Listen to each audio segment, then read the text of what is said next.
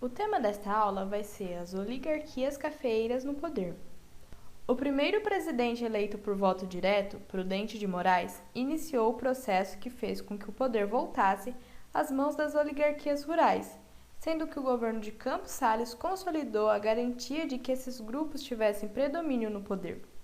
Prudente de Moraes governou entre 1894 e 1898. Ele ficou conhecido como pacificador, por ter pacificado a revolta que acontecia no Rio Grande do Sul entre federalistas e republicanos, por ter acabado com o movimento de Canudos e pela anistia aos revoltosos da Armada.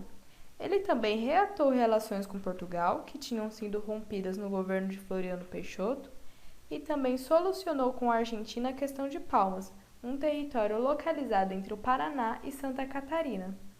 Campos Salles governou entre 1898 e 1902, mas antes mesmo de assumir o poder, viajou à Europa com seu futuro ministro da Fazenda para tentar renegociar a dívida externa e conseguir empréstimos para poder começar seu governo sem ser tão prejudicado pela questão da crise econômica.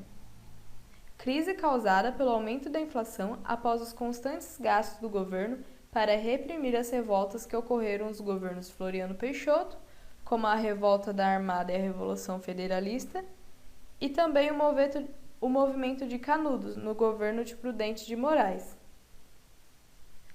Rodrigues Alves foi ministro da Fazenda de Prudente de Moraes e ficou no poder de 1902 a 1906. Sua campanha política dizia respeito a reformas no saneamento e na urbanização do Rio de Janeiro. Ele obteve financiamento de credores estrangeiros para efetuar tais mudanças. Pereira Passos, então prefeito do Rio, ficou encarregado de comandar o projeto de saneamento e urbanização. Nesse período ficou conhecido o Bota Abaixo, em que os cortiços do centro da cidade foram demolidos, dando espaço às novas ruas, construções e praças. Os moradores dos cortiços tiveram que se deslocar para a periferia. Isso fez com que os aluguéis subissem, prejudicando essas camadas mais baixas, que passaram a não ver com os bons olhos o governo de Rodrigues Alves. O próximo presidente eleito foi Afonso Pena, que tinha como principal objetivo beneficiar os cafeicultores. Ele ficou no poder entre 1906 e 1909.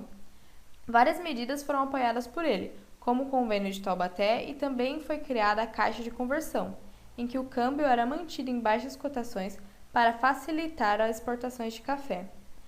Foram construídos novos portos e ferrovias, e os que já tinham foram melhorados. Para suprir a necessidade de mão de obra, políticas imigratórias foram ampliadas.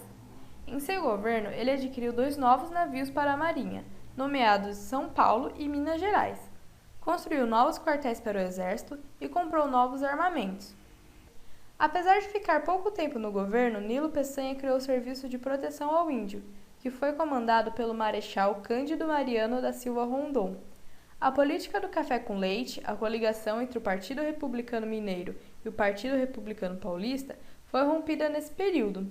Hermes da Fonseca, sobrinho de Deodoro da Fonseca, recebeu o apoio dos mineiros, enquanto os paulistas apoiaram a candidatura de Rui Barbosa, cuja principal proposta era a instituição do voto secreto. Devido à pressão de Pinheiro Machado, um dos políticos mais influentes até então, Nilo Peçanha apoiou a candidatura de Hermes da Fonseca, que ganhou as eleições por meio de fraudes eleitorais. O início do governo de Hermes da Fonseca foi marcado pela revolta do Batalhão Naval e pela revolta da Chibata, no Rio de Janeiro, e também pela Guerra do Contestado, movimento que aconteceu na fronteira entre Santa Catarina e Rio Grande do Sul. Aconteceram outros movimentos que questionavam a ordem instituída, no Ceará, Bahia e Pernambuco. O governo de Hermes da Fonseca foi marcado então pela instabilidade e durante um grande período de governo o Brasil esteve sob estado de sítio. Nas eleições seguintes, o Partido Republicano Paulista e o Mineiro voltaram a se conciliar, lançando o mineiro Venceslau Braz Pereira Gomes, que foi eleito facilmente. Ele governou entre 1914 e 1918, mesmo período que acontecia a Primeira Guerra Mundial. Isso fez com que o país se desenvolvesse economicamente. O Brasil entrou na guerra após submarinos alemães atacarem navios brasileiros em 26 de outubro de 1917. Porém, a participação brasileira ficou restrita ao envio de alimentos e de ajuda médica às tropas francesas. Durante seu governo, Pinheiro Machado foi assassinado em 1915. Isso fortaleceu o governo federal. O Código Civil brasileiro foi promulgado e a Guerra do Contestado chegou ao fim. Na eleição seguinte, novamente Rodrigo Alves ganhou, mas ele faleceu em decorrência da gripe espanhola. Ele foi substituído pelo vice Delfim Moreira, que convocou novas eleições.